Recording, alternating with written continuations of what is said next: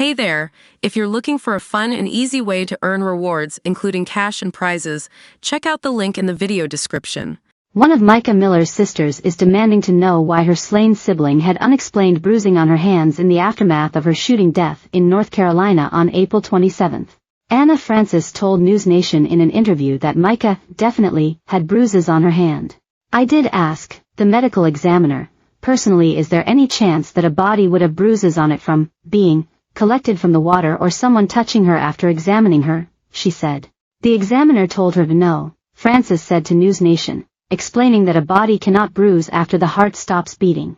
Miller, 30, died after succumbing to gunshot wound injuries that her husband, John Paul Miller, spiritual leader of the Solid Rock Church in affluent Myrtle Beach, said were self-inflicted. Her family remains unconvinced and are calling for a full investigation. It's now been reported that John Paul has been spotted around town wearing Mica's diamond necklace. John Paul, also known as JP, told News Nation's investigative reporter Rich McHugh over text that the necklace was in fact Mica's and that the hospital gave it to me when I saw her body, adding, "I immediately put it on to feel close to her. She loved that necklace." In an interview with News Nation, Mica's sister Destiny Barrientos didn't buy John Paul's reasoning for donning the pendant. "In our opinion, it's not something that is to feel close to her, it's more of a trophy. It is more of essentially almost something to still hang over her. She was trying to get away, and so I think it's a final piece of her not being able to get away," Barrientos said.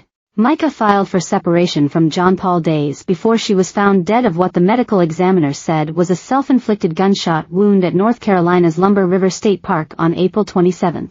And that wasn't the only time Mica had filed for divorce from her husband, whom she met when she was just 14 years old as a member of his youth church group. She also filed in October 2023 citing adultery but withdrew it in February 2024. This evidence of Mica wanting to split up, plus John Paul's cavalier attitude following her death, including going out on a date with a new woman 4 days after Mica's suicide, has led the family and passionate followers of the case to reject the official story and push for answers. The latest troubling clue was pointed out by Mica's other sister Anna Francis, who said Mica's body had unexplained bruising on her hands.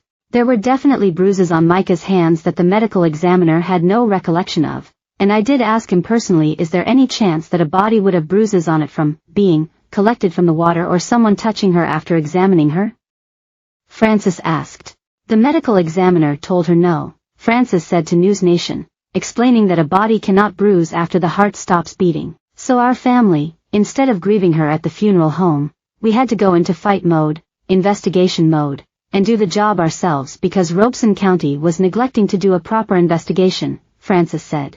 "They made a pretty PowerPoint that lined up perfectly every reason why she would have done this herself, and they didn't investigate the other side at all." The Robeson County Sheriff's Office, which has been in charge of the investigation of Mica's death, has been coordinating with the FBI and federal attorneys. While the FBI hasn't commented, it is understood that Mica kept a daily journal detailing her struggle and abusive marriage prior to her death. One instance of potentially abusive behavior came to light via disturbing texts John Paul sent threatening Mica's family 18 months before his and Mica's marriage broke down. At the time, he texted his sister-in-law Sierra that he was coming to her home armed and ready, DailyMail.com reported. The uncertainty around Mica's death has prompted dozens of friends and residents to go protest outside Solid Rock Church this Sunday. One protester told News Nation that the group would be demonstrating outside the church every Sunday, until we find justice for Mica. Recently released surveillance footage of Mica making a routine stop into a gas station mere hours before she was found dead only raises more questions for the family. Mica's father, Michael Francis, commented on the video, saying his daughter's behavior didn't ruffle